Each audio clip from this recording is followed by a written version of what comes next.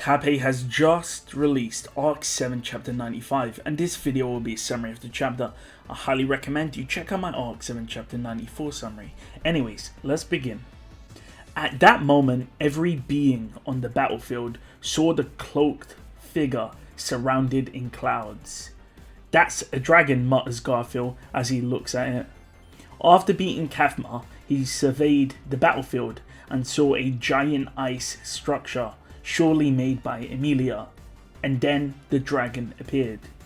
If Emilia was fighting someone, they would have to be at the level of a 9 divine general or more, which means that if a dragon showed up, it would be ridiculous. Garfiel says that he won't be able to show his face to the captain if something happened to Emilia. Garfiel closes his eyes and focuses on his body. His wounds are healed, and he is alive and well. He can continue even now. We can see that the healing from the earth continues to empower him. Ever since Priscilla, Garfiel broke out of his shell mentally and physically. He constantly eyes the dragon in the sky and he moves towards it.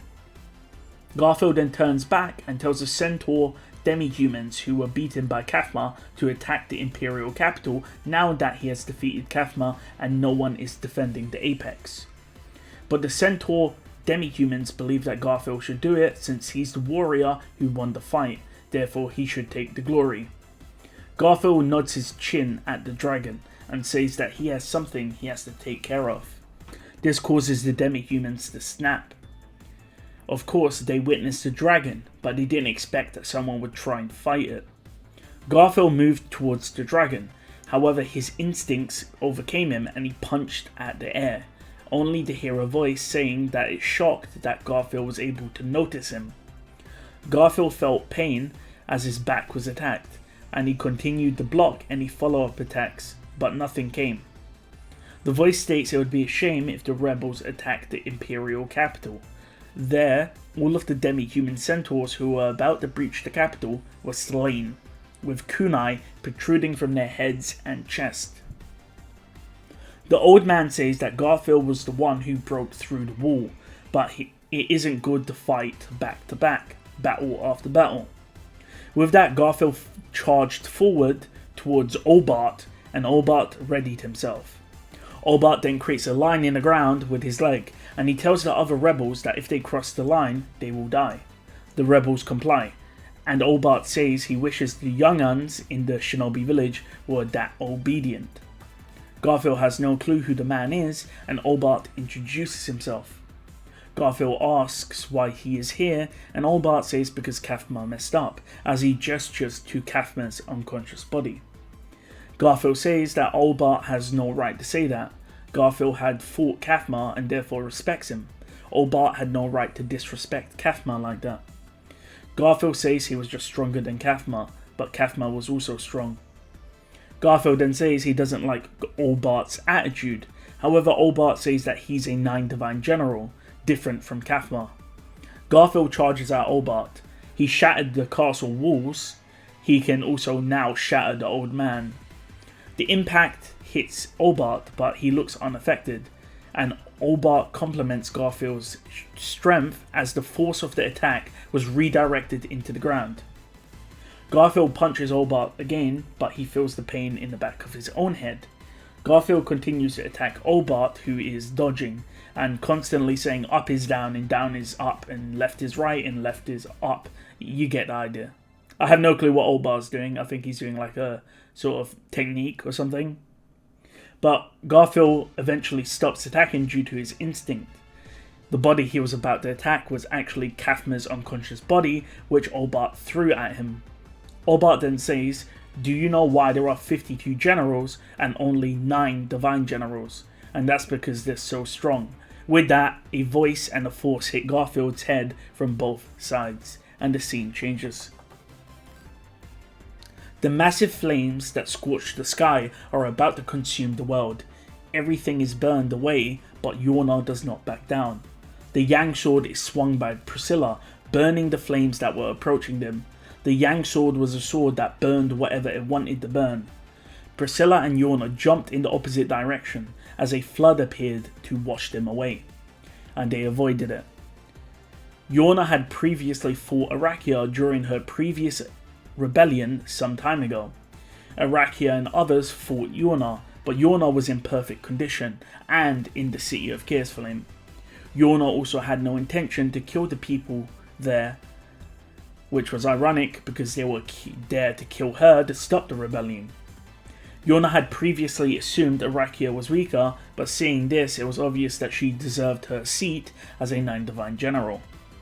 Priscilla closes the distance to Arakiya, who is still above them, raining down fireballs, and calls out to her mother. Yorna retaliates to Priscilla's call and creates earth platforms, which rise up in the air, and Priscilla jumps on them to get close to Arakiya. Arakiya creates a torrent of wind to knock away the earth platforms, saying that even if Princess loses her limbs, she will still be the princess. Priscilla then jumped up into the air to dodge the tornado of wind, which destroyed the floating earth platforms, and pulls out the Yang sword as she falls down to earth. She aims at Arakiya, trying to slash her on her way down, and whilst this is occurring, Yorna moves below Arakiya and jumps up, aiming to kick Arakiya. Priscilla and Yorna arrive at the center, hitting Arakiya with their attacks at the same time. However, Arakiya's body shimmered white, and she essentially absorbed the shock of the attack and reflected the power back at them like a shotgun blast. However, Yorna made fragments for earth, which protected Priscilla and Yorna. And Yorna was actually hurt by the attack of Arakiya, and she was actually blown off her feet. We see that one of Yorna's trinkets, a hairpin, was destroyed from the attack. Priscilla then asked who it was from, and Yorna said it was from one of her beloved children. We see that many of the hairpins and adornments that Yorna wears are from the people of Gearsflame, and Yorna can use them in place of the damage she takes. Priscilla then pulls out her Yang sword again and states that her sword can burn anything she wants. Yorna then states that Priscilla grew up with a troublesome opponent, referring to Arakiya, as the two get ready to battle again. The scene changes. Otto senses danger.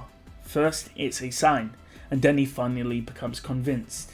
As Otto peers into the vortex of voices, he is sure. Otto then snaps out of it as he's called by someone. This is Petra. Petra tells Otto to clean his bloody nose, and Otto thanks Petra for saving him from the vortex of voices. Otto's blessing puts a large strain on his brain, so Petra is using her Yang magic to assist Otto with his blessing. Petra's Yang magic is similar to a diver using a scuba tank. It allows Otto to keep his channels open for longer so he can hear the voices and gather information. Otto relays to Petra that he cannot hear voices from the first and second apex.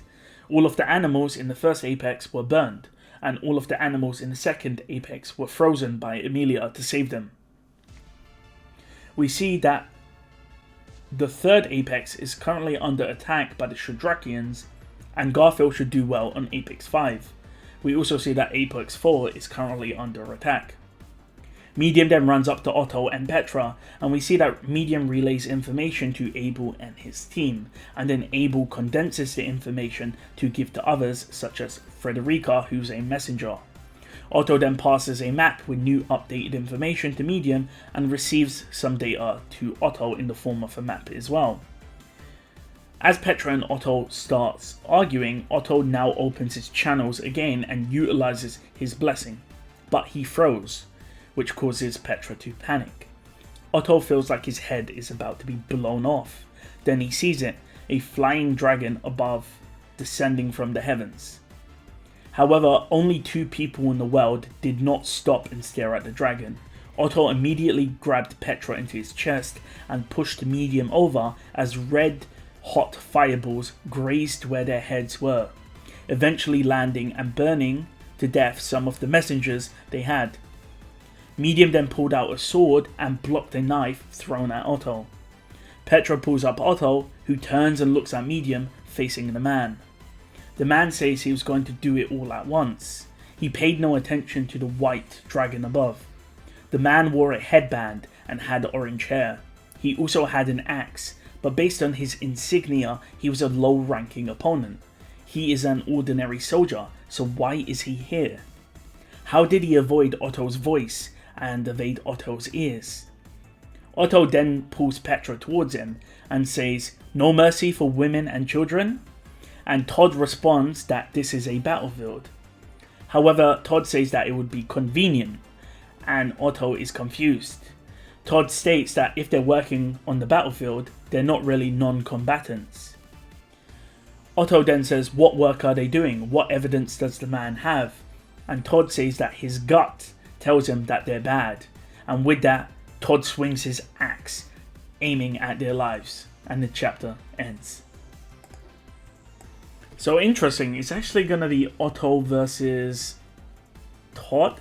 That means like Subaru has to be involved in this. So I'm assuming Subaru is going to show up. Or Todd will actually defeat Otto, or Todd will retreat from Otto if the things get bad. I mean, Todd is someone that will run away, so I don't know how Todd's evading Otto's ability. So all I'm saying is Todd is the best character in Arc 7, hands down. But yeah, good chapter. Only 2 people in the world did not look at the dragon and be like mesmerized, and those 2 people was said to be Otto and Todd. Because Todd tried to attack the second the dragon appeared, and Otto was the person that moved to pull Medium and Petra away from the attack. So that was really nice to see.